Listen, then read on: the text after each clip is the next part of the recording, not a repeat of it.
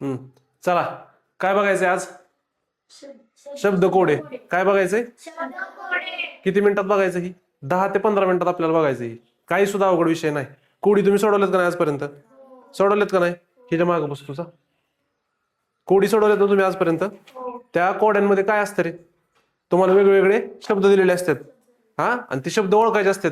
त्या शब्दांचं काय ओळखायचं असतं? स्पेलिंग ओळखायचं असतं. पेपर असतो बघा, पेपर आपला न्यूज पेपर म्हणजेच काय? न्यूज पेपर म्हणजेच काय? आजपासून इंग्रजी चालू झालंय. सगळ्या विषयांना तुम्ही सेपरेट सेपरेट वह्या करायच्या. सगळ्या विषयांना. विषय मोठे मोठे आहेत. 7वीची स्कॉलरशिप म्हणजे मस्करीचा विषय नाही. कळालं का? भरपूर मोठा सिलेबस आहे. एमपीएससी सारख्या परीक्षांना, टीईटी सारख्या परीक्षांना सगळं इथूनच येतं. म्हणजे काय एवढी हलक्यात घेण्यासारखी गोष्ट कालच बघितली तुम्ही. कसं आहे? औष्ठ्य, कंठ्य, मूर्धन्य, तोंडावाटे निघणाऱ्या वर्णांचा ध्वनी कुठून कसा निघतो ह्याचं सगळं शिकलो का नाही आपण काल? वर्णविचार मध्ये काय काय शिकलोय? नाम शिकलो. परत अजून काय काय शिकलो? नाम नाही शिकलो. वर्णविचार. वर्णविचार मध्ये काय शिकलो? स्वर, स्वरादी, व्यंजन, विशेष संयुक्त व्यंजन. परत त्याचे प्रकार कुठले? ऱ्हस्व, दीर्घ, सजातीय, विजातीय. परत काय कुठून घेतलं? ळ कुठून आलं? परत ऍ आणि अ कुठून आलं? हे सगळं शिकलो का नाही आपण? आज आपल्याला इंग्रजी बघायचंय आणि इंग्रजीमध्ये ताण पडणार. आजपर्यंत तुम्हाला सगळ्यांनी काय घातली? इंग्रजीची भीती घातली. पण एक लक्षात ठेवा तुम्ही कायम, इंग्रजी शिकण्यासाठी सुद्धा कशाची गरज असते बाळांनो? मराठीची गरज असते. कशाची गरज असते? मराठीची गरज असती इंग्रजी शिकण्यासाठी सुद्धा. मी इथं आता जर मी हे खोडलं वाक्य, हे वाक्य जर मी समजा खोडलं, अजिबातच मला हे वाक्य लिहायची इच्छा नाही आता. काय असं म्हणलं, काय शिकतोय आपण? इंग्रजी शिकतोय, आहे का नाही? इंग्रजी शिकतोय म्हणून ही वाक्य मी खोडलं, दिलं खोडून हे, आणि मी दिलं इंग्रजीमध्ये वाचून सगळं, आणि मी लागलो इंग्रजीत बडबड करायला. कळणार आहे का तुम्हाला? मला कशात सांगावं लागल? मराठीत सांगावं लागल का नाही? त्याच्यामुळे इंग्रजीला घाबरायचं नाही. इंग्रजी शिकण्यासाठी सुद्धा मराठीचा वापर होतो. आधी मराठी व्यवस्थित शिकायची, आणि मराठी शिकता शिकता त्या मराठीतल्या कुठल्या शब्दाला काय म्हटलं जातं, कुठल्या शब्दाला इंग्रजीत काय म्हणतात, इंग्रजीतल्या कुठल्या शब्दाला मराठीत काय म्हणतात, ही शिकायचं असतं. त्यासाठी सेपरेट 8 तास करत बसायचं, लय त्रास करत बसायची गरज आहे का? अजिबात नाही.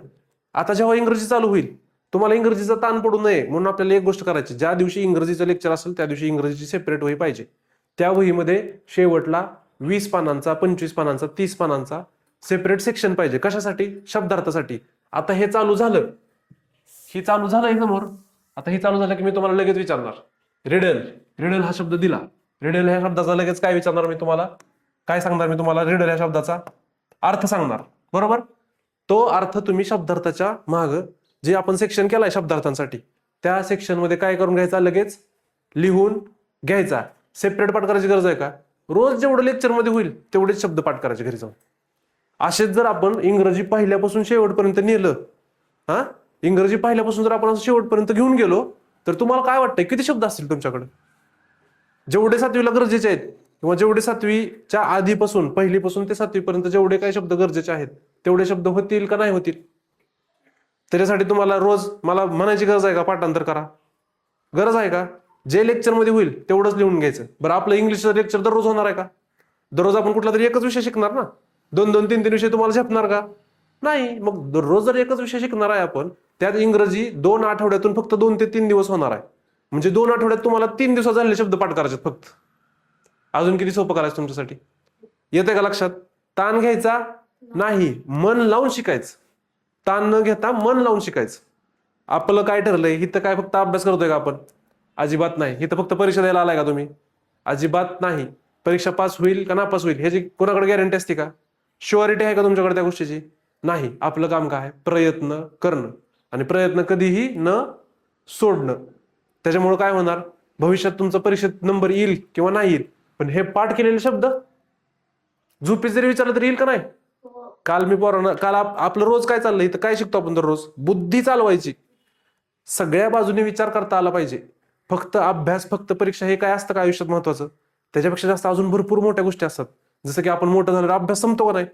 पण आयुष्य संपतं का? नाही. तिथं कामं चालू होतात परत वेगळी वेगळी, परत बाकीच्या भरपूर अडचणी येतात, मोठे मोठे संकट येतात, सगळं येत असतं. त्याच्यासाठी ही अभ्यासाची मदत होती का नाही? होती का नाही? इंग्रजी का महत्वाची आहे? फक्त इथून बाहेरच्या स्टेटमध्ये जर तुम्ही गेला, म्हणजे स्टेट म्हणजे काय? राज्य. स्टेट म्हणजे काय? राज्य. बाहेरच्या जर तुम्ही स्टेटमध्ये गेला तर तुम्हाला मल्याळममध्ये लिहिलेल्या बसवर काय आहे कळणार आहे का? तेलुगूमध्ये काय लिहिलंय कळणार आहे का? तिथे इंग्रजी येईल का नाही तुम्हाला? इंग्रजीत लिहिलेलं असणार का नाही तिथं? मग इंग्रजीत जर तुम्हाला आलं नाही तर तुम्हाला कळेल का? मग तुम्ही कसं काय? तुम्ही काय महाराष्ट्र बाहेर कामाला जायचंच नाही का? मोठ्या एखाद्या पदावर जायचंच नाही का? जावं लागेल का नाही? जावं लागणार. ही लक्षात ठेवायचं. आपण अभ्यास का करतोय? करतोय, नाही करतोय, हे करतोय, ते करतोय, जे असेल ते असेल नंतरचं. पण सगळ्यात पहिलं आपल्याला काय माहित पाहिजे रे? आपण तो अभ्यास का करतोय? ह्याचा उपयोग परीक्षा सोडून आयुष्यात कुठं होणार आहे? ही तुम्हाला 100% माहित पाहिजे. माहित पाहिजे का नाही? जेव्हा तुम्हाला ते माहित असतं तेव्हा तुम्हाला ताण घ्यायची गरज आहे का? ऑटोमॅटिक तुमचं लक्ष जातं तिकडं. जातं ना? हा, चला मग सुरू करू आता. आजचं काय आहे? शब्द कोडे म्हणजेच काय? Word puzzle. चला लिहा पहिला शब्द. वर्ड म्हणजे शब्द, हे तर माहिती आहे. वर्ड म्हणजे काय? शब्द. बरोबर का नाही? ही माहिती आहे ना सगळ्यांना? हो का नाही? हा, मग पझलचा अर्थ लिहा. पझल म्हणजे काय? कोडे. आणि पटापट लिहायचं, लय वेळ लावायचं नाही. फक्त स्पेलिंग मिस्टेक करायची नाही, कारण की पेपरला स्पेलिंग एरर विचारले जातात. नाहीतर इथं जर चुकीचं स्पेलिंग लिहिलं आणि पाठ पण चुकीचं झालं तर पेपरमध्ये सुद्धा 100% चुकणार. आलं लक्षात? हा, बघा पटकन. PUZZLE म्हणजेच काय? PUZZLE. पझल म्हणजे? पझल म्हणजे काय? कोडे. हा, लिहून घ्या पटकन. असं शिकायचं आपल्याला, अजिबात लय ताण घ्यायचं नाही. जे समोर चाललंय तेच फक्त 100% लक्ष देऊन शिकायचं. कळालं? आणि घरी गेल्यावर ते फक्त वाचायचं. आलं का लक्षात? हा, झालं का लिहून? हा. विच लेटर, बघा आता काय म्हणतंय. हा, सुरू करू आता आपण. Which letter will you select to complete the riddle to form to new. हा न्यू शब्द आहे. न्यू म्हणजे काय रे? न्यू म्हणजे काय? नवीन. बरोबर? न्यू म्हणजे नवीन. New meaningful words. मिनिंगफुल म्हणजे काय? हा, काय मिनिंगफुल म्हणजे? अर्थ. आलं का लक्षात? असेच आपल्याला शब्द पाठ करायचे असतात. त्यासाठी वेगळा ताण घ्यायची गरज आहे का? बरोबर वाक्यात आलं की कसं कळतं? वाक्यानुसार सुद्धा कळतं का नाही कुठल्या शब्दाचा काय अर्थ असू शकतो? ही तर मज्जा आहे खरी. हीच तुम्ही शिकला नाही आजपर्यंत. मिनिंगफुल वर्ड्स म्हणजे काय म्हणते बघा. दोन अर्थपूर्ण शब्द तयार करण्याकरता मोकळ्या जागेत कोणते अक्षर वापराल? हा, मग आता इथं शब्द आहेत. आता काय लावावं लागणार? आता काय चालवावं लागणार? चालवावी लागेल का नाही आता? का ऑटोमॅटिक उत्तर येणार? मग आपण तेच शिकतोय दररोज. काय चालवायला शिकतोय आपण? बुद्धी. मग आता शब्द काय आहे बघा रे. काय आहे शब्द?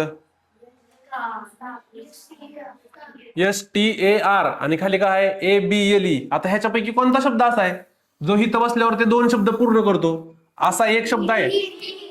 कुठला? टी. हा, मग स्टार्ट म्हणजे काय रे? स्टार्ट म्हणजे START. स्टार्ट म्हणजे अर्थ येत असला तरच लिहायचा नाही. अर्थ येत नसला तर शब्द नोट डाऊन करायचा 100%. स्टार्ट येतो का नाही तुम्हाला शब्द? स्टार्ट म्हणजे काय? चला बरं लगेच स्टार्टचा अपोजिट वर्ड सांगा. काय असणार? एंड. एंडची स्पेलिंग काय? END. बरोबर? स्टार्टचा विरोधात एंड म्हणजे काय? शेवट. बरोबर? आलं लक्षात? हा, आणि ह्याचा अर्थ काय रे? TABLE. टेबल. टेबल तर माहिती आहे सगळ्यांना. टेबल म्हणजे काय? चारपाई. चारपाई ना? बरोबर का? ज्याच्यावरती आपण काय करतो? सामान, वस्तू ठेवतो. बरोबर?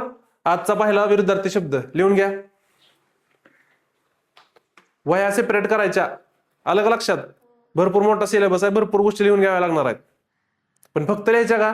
फक्त लिहायच्या नाही, आधी नीट व्यवस्थित समजून घ्यायच्या. बघा बरं, एकाच ह्याच्यात आपल्याला दोन शब्द भेटले, एक विरुद्धार्थी शब्द भेटला. आलं का लक्षात? घेता ना लिहून?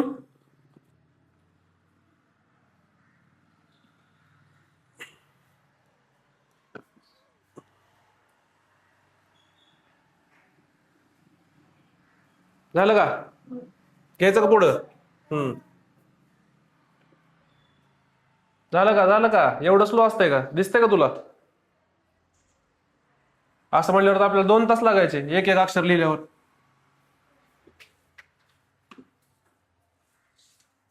शब्द पूर्ण वाचून लिहायचा असतो बाळांनो. स्पेलिंग पाठ असणं लय महत्वाचं आहे त्याच्यासाठी.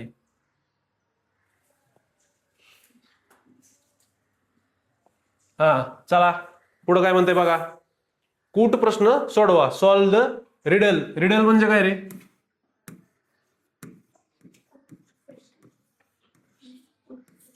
म्हणजे थोडक्यात काय तर कोड. रिडल म्हणजे आलं का लक्षात? लिहा तो शब्द RIDDLE. म्हणजेच काय असू शकतं? पझलचा समानार्थी शब्द असू शकतो का नाही? पझलचा समानार्थी शब्द असू शकतो का नाही? असू शकतो. हे लक्षात घ्यायचं.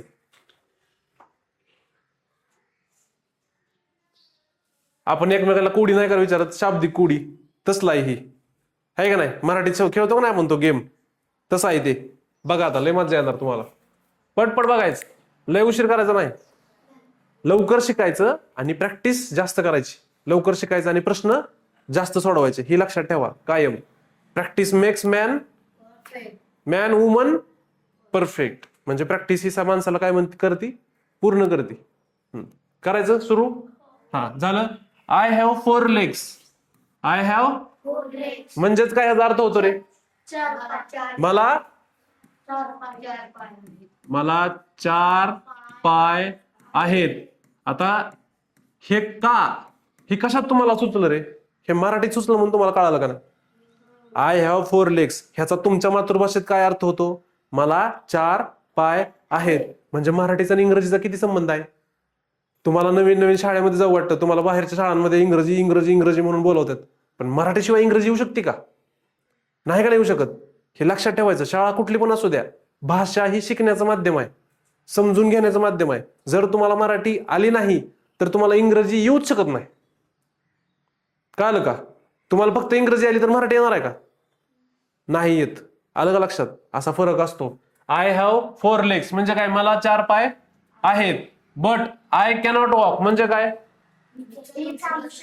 कॅनॉट म्हणजे काय? मी करू शकत नाही. Can not.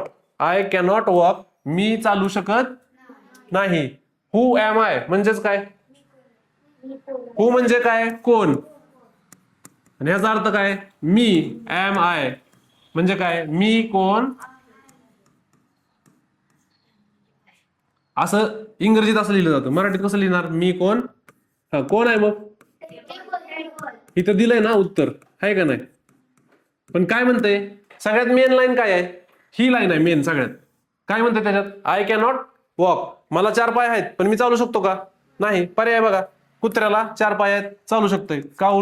काऊ म्हणजे गाय, 4 पाय आहेत, चालू शकतोय. कॅट मांजर 4 पाय आहेत, चालू शकतोय. हे आलं लक्षात? असेच आपल्याला बाकीचे बघायचे. चला पटकन पुढचे बघू.